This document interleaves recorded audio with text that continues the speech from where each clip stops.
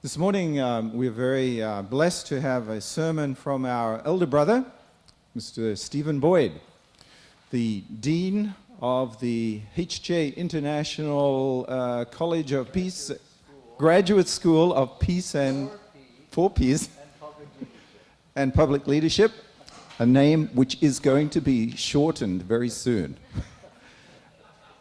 We just call it HJ International or HJI. So, formerly the Unification Theological Seminary. So we have to add that to the end of the whole thing as well. Formerly the Unification. Okay. HJI. So this is a great school, and it's Dean Boyd, as he is formally known, has been doing an incredible job of reaching out to students and taking care of them and organizing all kinds of activities, both in person and remotely, on Zoom and all kinds of things like this. But more importantly, we know him as our elder brother, and he has served as a missionary in Uruguay and South America for many years, and had many deep experiences of working closely with Father and Mother Moon during that time. And as we will learn today, he has a deep heart of love and commitment to God in all that he does. He's asked me to, could we get the PowerPoint for Steve ready as well, so that he can start? He's asked me to read a couple of verses today from The Mother of Peace, which is True Mother's autobiography. From the moment I could understand speech, my maternal grandmother told me, "God is your father." Her words formed the core of my faith. They set me on the course I had to walk. My husband, Father Sun Myung Moon, and I have lived our whole lives for the liberation of God's homeland. We have nothing to be ashamed of, nothing to hide. I've never looked back, nor to the left or to the right. I have only looked at the path ahead. I never became attached to my circumstances, night or day. There has never been a moment that I did not keep Heavenly Parent with me. In the Kremlin, we said to the leaders that. We said that to the leaders, okay? Standing before True Father's holy body after he passed away in 2012, I promised in tears, by the end of my days, I will absolutely bring about the settlement of Chanulguk, the kingdom of heaven on this earth. Whenever the opportunity arises, I repeat these words.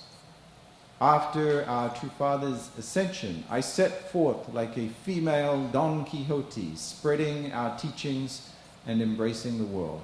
I have lived every day with my promise to Father Moon in mind. Thank you. Let's welcome up Dean Stephen Boyd. Thank you.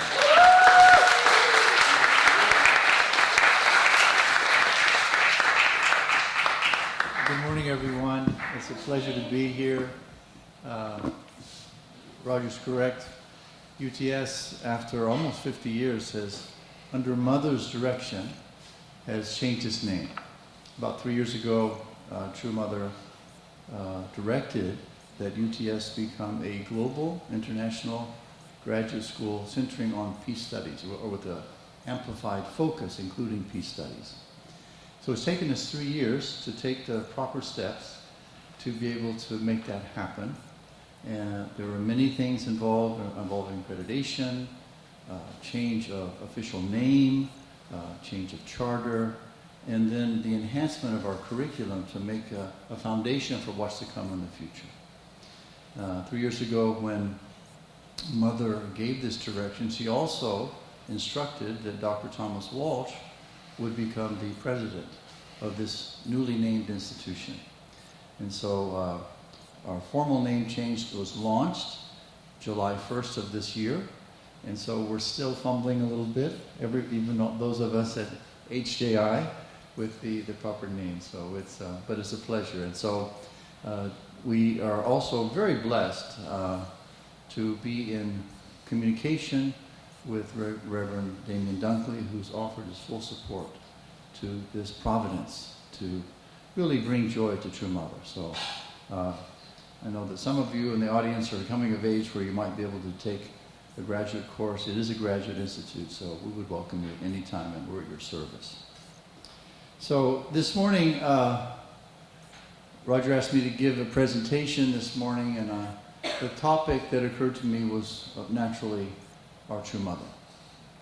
And so I want to talk. It's very humbling to be able to speak of someone like Mother, and so I'll just do my best to express what I feel in my heart and what I've learned, and I hope that in some way it can be of benefit to you. So, I think the first thing when we talk about true parents, or we talk about God and His will, is we have to take a step back and look at the big picture. What is the plan and providence that God has throughout history? You got a clock on me over there. So. If I don't, Pastor Meek, if I don't watch that clock, they're going to throw it at me. I know that happened before. We have learned through our studies that actually God has a plan and a providence that He's seeking to complete. And actually God is working through all people in all ages.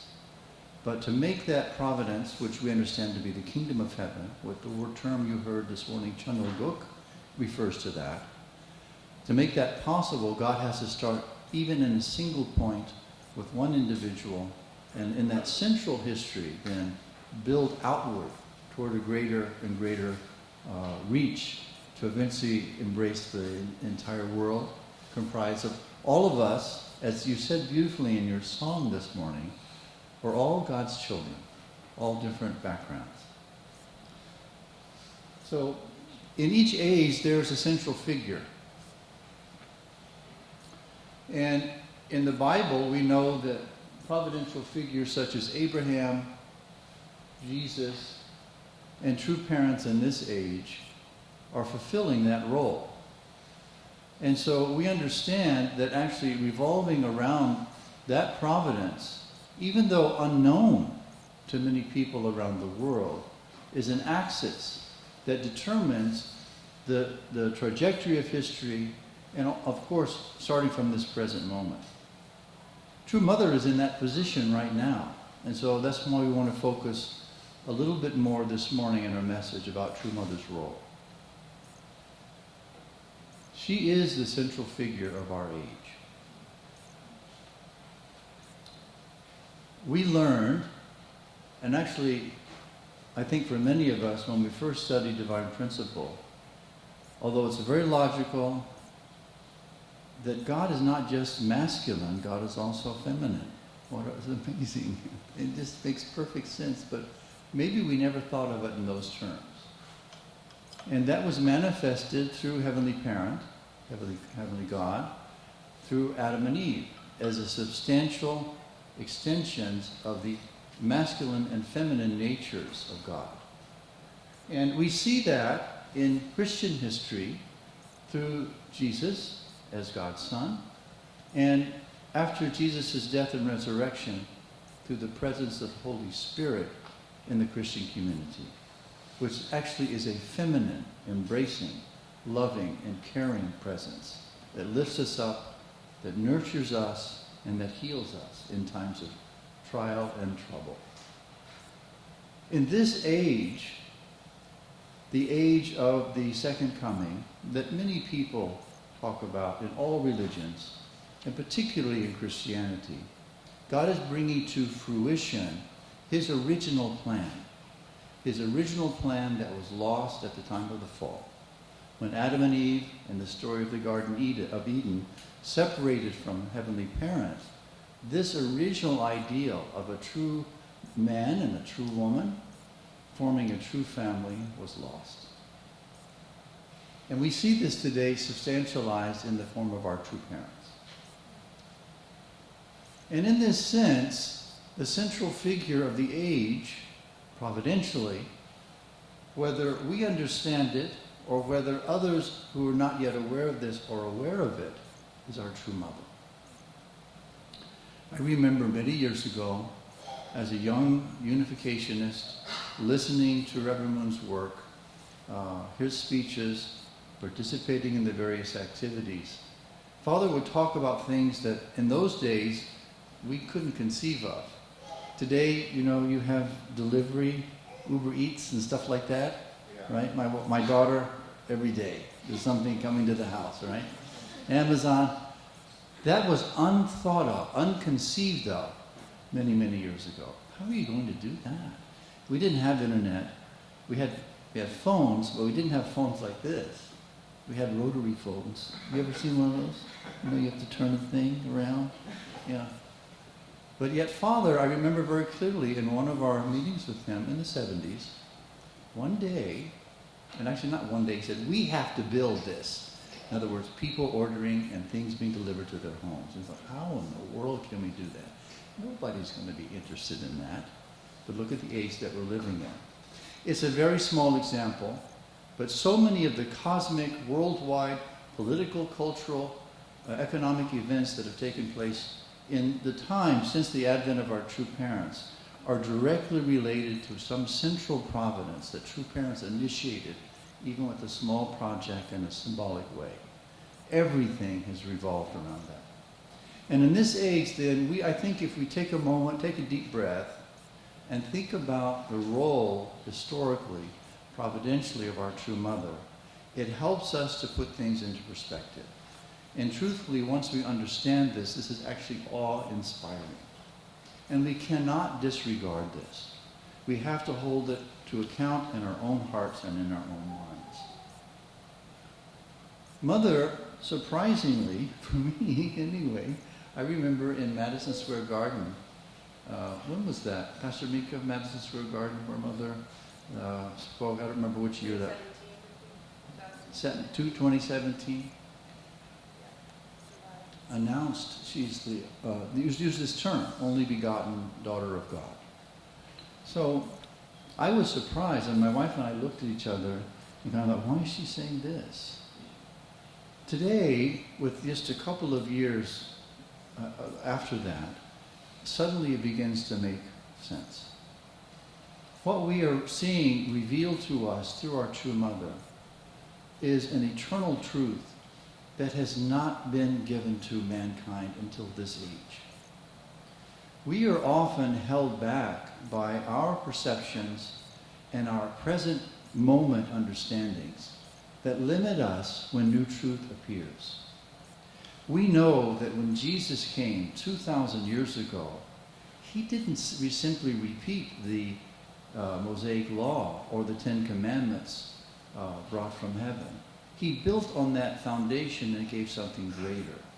And sadly, because his message was different, because it was new, he was rejected and persecuted. People were fearful. But that's not what Moses said. That's not in the Abrahamic tradition. So Jesus was cast out of the temple.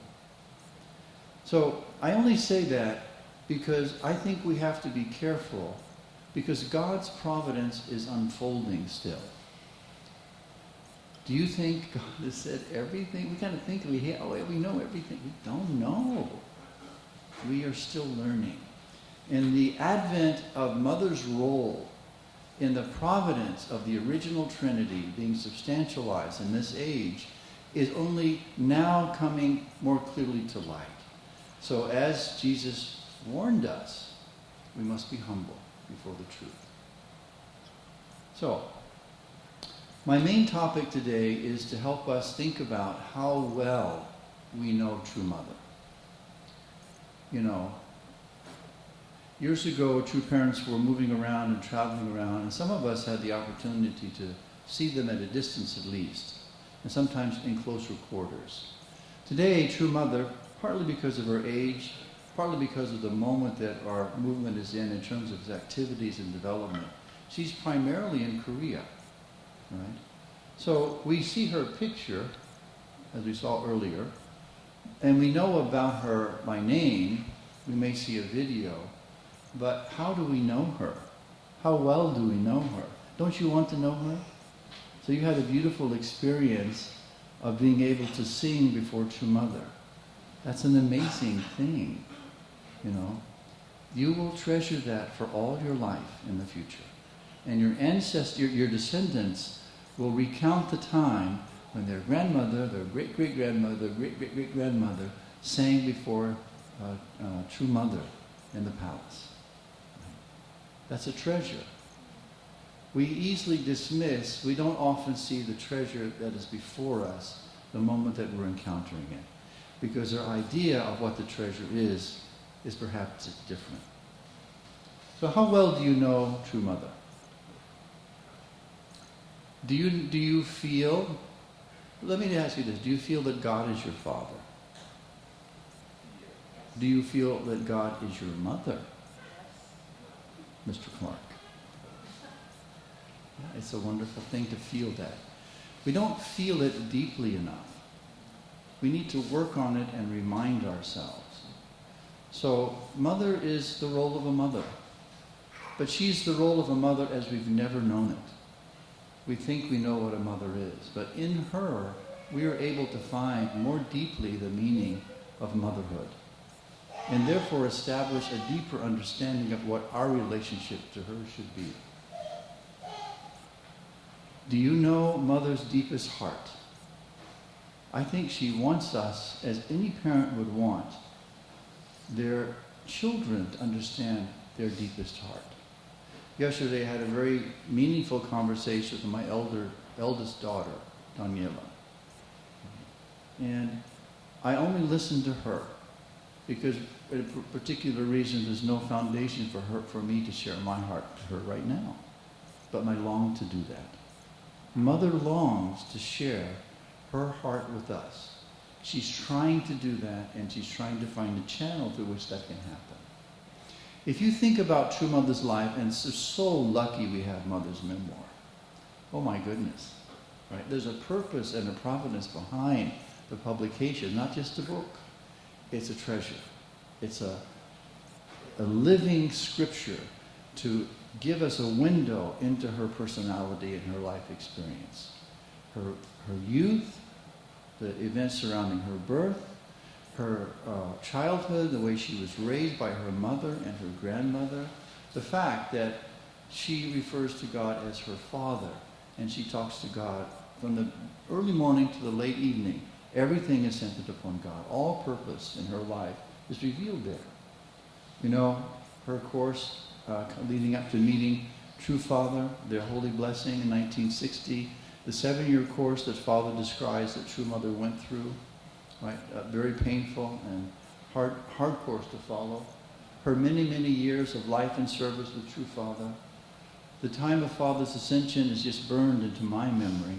Watching Mother, I was not there, our son was there representing our family, but watching Mother and the weight of the world, the weight of the cosmos on her shoulder, and the grief that she felt at the loss of her husband in that moment. And now, True Mother, in the providence that we are learning to understand, or seeking to understand about True Mother as the only begotten daughter.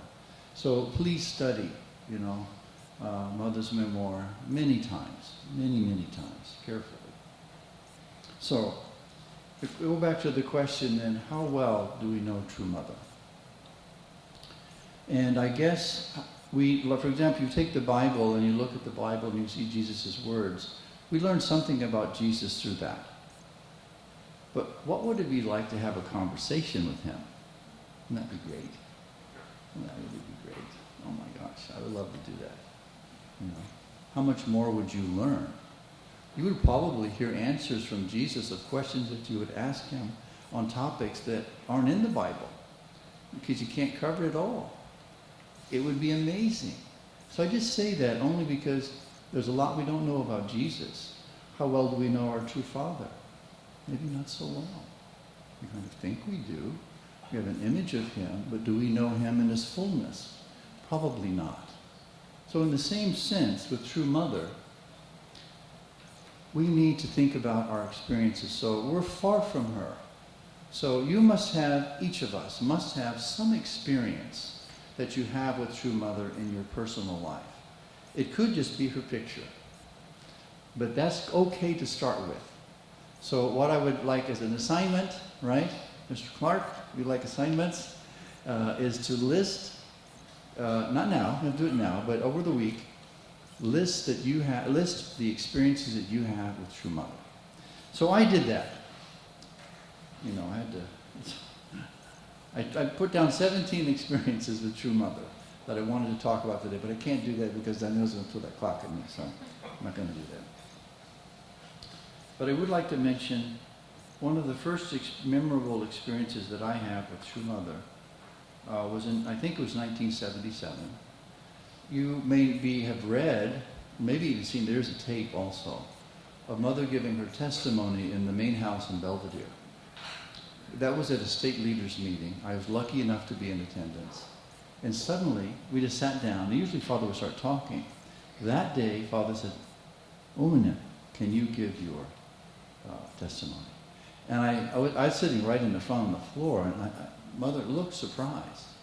But she stood up, and she gave this actually very tearful testimony. And I was just a young member. I'd been in the church 3 years. And honestly, I didn't understand what Mother was talking about, really. I knew, kind of thought I did. Years later, I realized Mother was deeply pouring out her heart, talking to us about her suffering course. And Father sat there. Sometimes Father had a face where he was like, there was like pain on his face. It's kind of a sad feeling, kind of, serious sad. That was his face. Didn't move during the whole time Mother was speaking. And she talked a long time. I don't remember how long. I remember Mother pouring her heart out in that moment. The next one I want to talk about this time, and I'll kind of conclude why I'm sharing all these different ones. True Parents came to Uruguay first time in 1995, and then after that they were there regularly for a number of years. And Father, of course, loved to fish.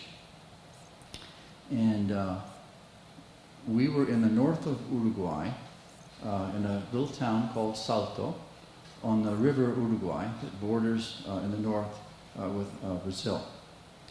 And every morning Father would go to the river and catch the boat and get in. Mother wouldn't go in the boat, at least at that point. And so one morning I pulled the car up in front of the hotel where they were staying, and Father and I don't remember which true child, but one of the true children, one of the sisters was there, one of the daughters. And I kind of leaned through and said, Father, I can take you, if you want to go, because there was a bus. Because he was standing there, I didn't want him to wait. So he got in the car and I drove him to the shore, and we were really early, so he had to Father just stood there and looked out at the water. Sometime later, the rest of the bus came, the Mother came. I don't know how she arrived, but she arrived. But she was walking by herself. And all the Korean leaders were there and others around. And Mother was walking over rocky terrain, and you had to go down a little bit to get to the shore so she could approach Mother. So I saw her by herself, and except for that wasn't a wall, but it's kind of like a natural wall. And so I went over and I just put my hand up for her to steady herself, and I walked with her down the walkway to the shore, and then she went by herself. And Mother just looked at me, and she was like so pleased. Somebody was helping her, because everybody else was kind of standing around. Maybe it wasn't so much a big deal, but it was meaningful to me that I was able to do that. By the way, Mother's hand is not like a long finger piano type hand. It's kind of substantial. Yeah, it's substantial. In a nice way, of course, in a nice way, right? Anyway, that was the next one. Another time I did a tape for Mother. Watching the clock, Daniel. I did a tape, recorded this. You know what a cassette tape is? It's the old days. Mother was going on one of her speaking tours around really the world, and she was going to give her speech in English. So I recorded it in my voice on a tape, and she practiced with that every day. And so she said, not to me directly, but she said to Wanju, oh, Mother really likes your voice. So I felt so great, that's a great memory. There's so many. One time I sang for Mother. You know, isn't it wonderful? Isn't it wonderful? Sing for Mother. I sang, "You Light Up My Life." It was in a different city. And after one of her speeches, we had a gathering, a celebration. Father was someplace else, so he was on the phone, and the cake was there. And we were kind of waiting for Father to get on the phone, so I sang her a song. I sang, you Light Up My Life. You know that song? Yeah. Oh. And Mother's face was just, because it's to you, you light up my life. Anyway, there's so many other things to talk about. What I've discovered from Mother is that Mother's extremely loving and extremely sensitive. In the same way that Mother can embrace you fully, she also is not open when she doesn't feel understood. So I think one of the things that we need to do to live with Mother is to think about Mother as we conceive her now, and then pray to God how to understand more deeply through Mother. So what I would encourage you to do, and I've been doing this for the last couple of weeks, I take time during the day as best I can, and I meditate. I guess you would call that a meditation, where I close my eyes and I reflect a little bit on my experiences with Mother. And I ask God to deepen those experiences. So I would invite you during the week to take time. Don't just read the biography or talk about her, but also just reflect in your own way to draw her spirit to you. You can ask, Heavenly Parent, please send Mother's spirit to me. Let me commune with her. You know, you have memories of your own mother, right? She may be here or she may be passed on. But think of one of those experiences and how endearing it is to remember your mother. Think of Mother in those terms, and I think a profound change will take place as you approach her. It's not just Mother, it's Mother. So understand and connect with true Mother. And in this way, develop a longing heart for her, to want to be with you. And I can guarantee you, in some way, something will happen in your life that you'll be drawn. You were lucky enough to have a physical experience with true Mother. We may not have that here. But something will happen which will allow you to deepen your connection with Mother and your really desire to serve her. So as I mentioned earlier, God's providence is still unfolding. It's not done. You know, and Mother is telling us things that we never knew, that have been held back until now for whatever reason. In the reading this morning, I think it was this morning, Heavenly Mother was standing behind Heavenly Father, something like that, hidden. Now, God is allowing that to shine forth. It's actually nothing new from God's point of view. It's only new to us. So we need to reach into ourselves and really open ourselves up and be ready to receive. God is still speaking. We need to understand the blessing that we have, that in this age, the truths that are being revealed through Mother will be actually carried throughout history into the future. And we are the first witnesses of that truth. And also, just to conclude, we're so lucky in America to have our leader, as Reverend Dunkley. He is I don't know Reverend Dunkley. I've talked to him a couple of times, in meetings, but he is a very special person. You should pray about him and about his wife, and pray for them. He has a certain magic about him. Nobody disagrees. He has a certain magic about him. So, why would Mother set precedent by naming, first of all, a Westerner, but to both positions as President and Continental Director? Because if something must be there. I remember watching him from afar, his report somewhere, just listening. I realized he really thinks about Mother. And you can tell when Mother knows you catch something, you can see it in her, that she feels understood. I think true Mother feels understood by Reverend Dunkley and wants to hold him up as an example, but also as a channel through which we can more deeply understand our true parents. So we're very, very lucky to have Reverend Dunkley and his wife here. I think he's touched Mother's heart. Wouldn't you like to touch Mother's heart? Of course. Wouldn't you like to touch Jesus' heart? Not just believe in him and ask things of him, but touch him. So Reverend Dunkley is sharing his connection to True Mother, and I have not had the blessing of being able to go to Las Vegas to be in the Rebirth program, but we all should go, and as soon as we can, we should go and learn these things. Look at the Weatheralls. They went, and oh my gosh, they have a light around them. Roger, the other morning, he came on the morning devotion. I thought, whoa, he put some kind of what's the word? Anointed with oil or something. I don't know what it was. It's a wonderful experience to have. So that's my sermon. But to conclude, I just want to pose 2 reflection questions that we could. Is it okay? We have time? 45 minutes, Danielle. Oh no. First of all, in your group, one of 2 questions. Either describe one experience with True Mother that was meaningful to you, and secondly, how do you work to deepen your relationship with True Mother? So thank you very much.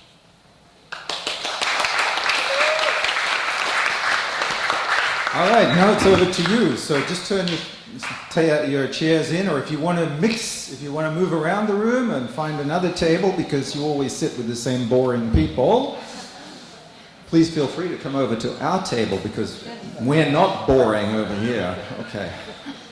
All right, we'll give you, let's set the clock for 7 minutes, okay? 7 minutes.